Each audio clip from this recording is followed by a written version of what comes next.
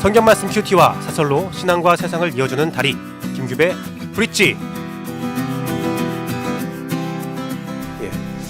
자동차를 타고 가면 우리는 다 안전벨트를 이렇게 맵니다. 그리고 자동차에는 에어백도 이렇게 준비되어 있죠.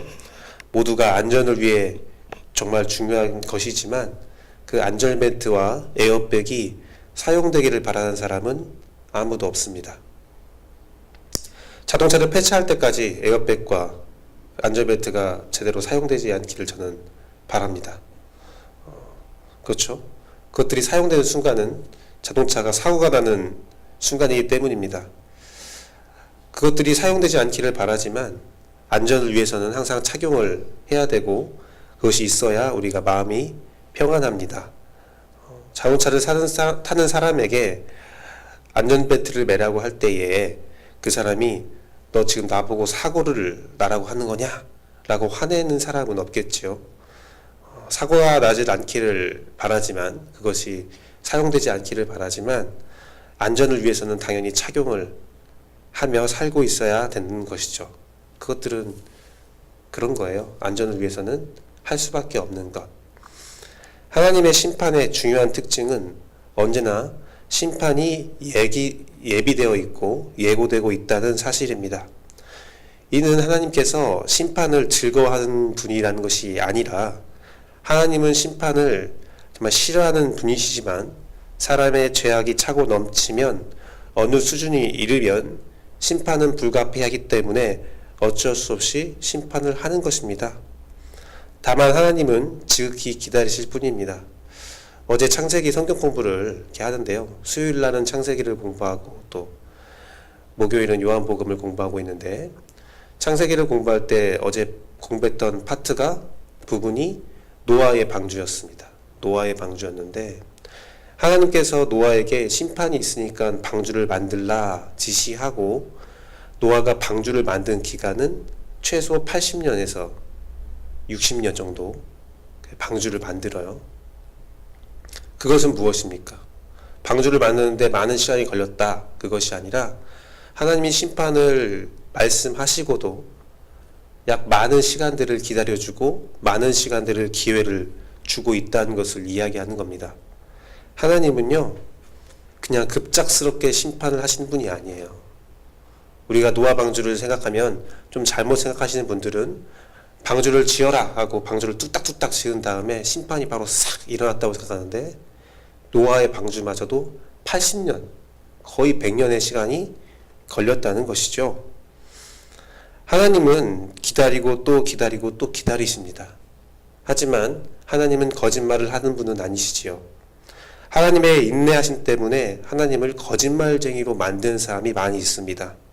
본문을 보면 하나님의 심판의 말씀에 콧방귀를 뀌고 있는 이스라엘의 민족의 모습을 볼 수 있는데요. 그들은 12, 13절을 통하여 하나님이 계시지 않기 때문에 하나님의 심판도 없다라고 말합니다. 또한 심판을 선언하는 선지자들의 말에 대해서 하나님의 심판이 임하지 않는다면서 그들의 말을 바람 같다 조롱합니다. 하나님은 모세에게 하나님의 말씀을 잘 따르면 하나님께서 그들을 이스라엘 백성을 보호하겠지만 하나님의 말씀을 따르지 않으면 이스라엘 백성들을 멸망시키겠다는 말씀을 신명기를 통하여서 말씀하십니다. 그 말씀은 그들의 역사에서 끊임없이 그대로 이루어졌습니다. 하나님의 말씀을 순종할 때 여리고성은 무너졌고 그들은 승리하였지만 하나님의 말씀에 불순종했을 때 여리고성보다 너무나 보잘것없이 작았던 아이성에서 그들은 패배하고 각종 전쟁에서 피폐하고 패배하고 삶에서 기근을 만나는 모습을 끊임없이 우리는 만나고 있습니다. 하지만 신기하게도 그들은 언제나 하나님의 말씀을 잊어버리고 살고 하나님을 대적합니다. 끝내 그들은 예레미야에 이르러서 하나님은 계시지 않다라고 선언하고 선지자의 모든 말들을 조롱하는 수준까지 이르게 되지요. 역사를 이미 알고 있는 우리들은 그들의 미래가 어떻게 되었는지 알고 있습니다.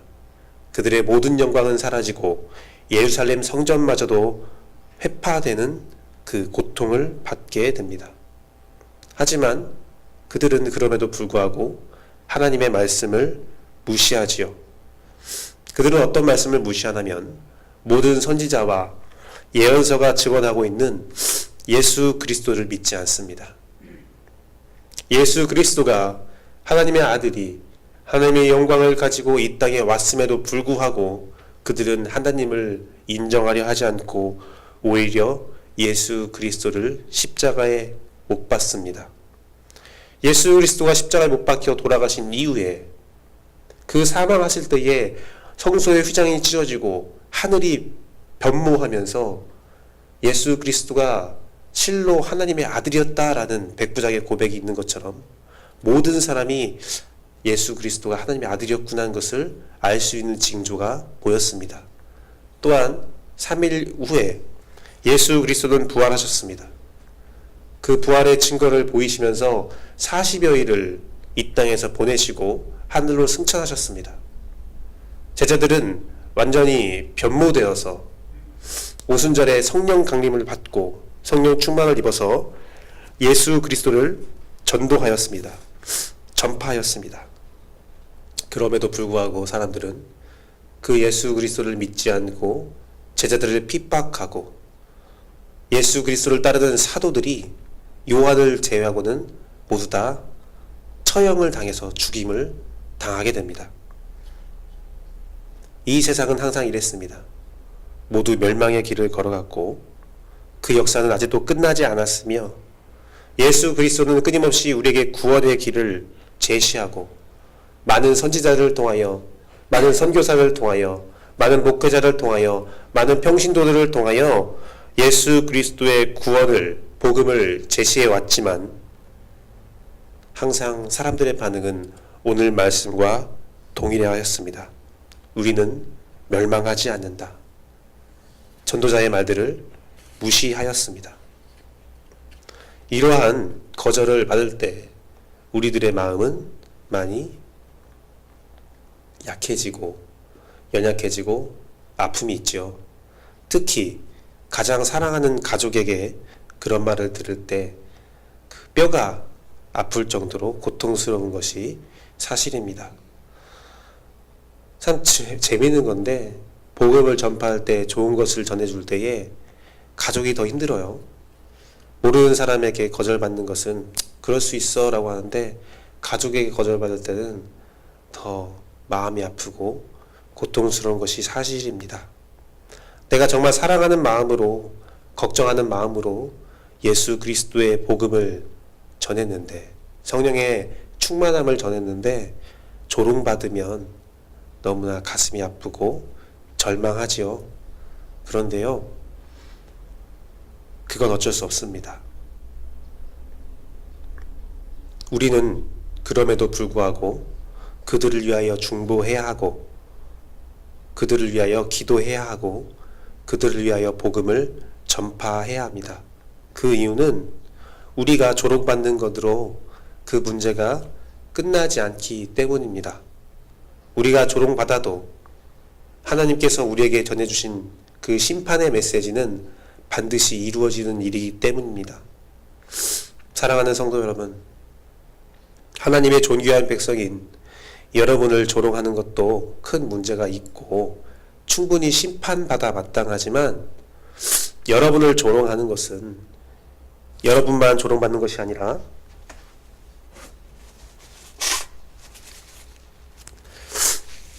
여러분을 조롱하는 것은 여러분만 조롱받는 것이 아니라 여러분과 함께하는 하나님이 조롱받는 거예요.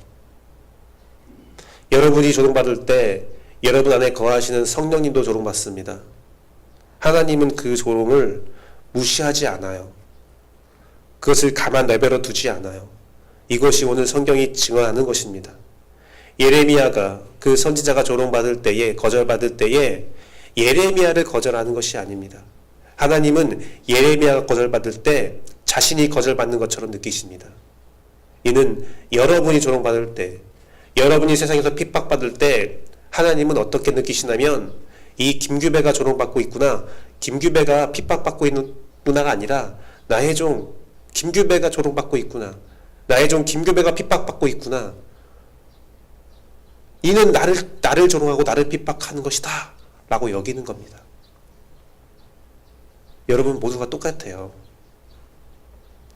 그렇다면 여러분을 조롱하고 여러분을 핍박하는 그 사람을 볼 때에 그 사람이 너무나 걱정되는 겁니다. 그 사람이 미움보다 그 사람이 걱정이 더 앞서야 되는 거예요. 저 사람이 정말 무지하여서 하나님을 핍박하고 있구나. 말씀을 마치도록 하겠습니다. 여러분 두 가지 마음을 품으십시오.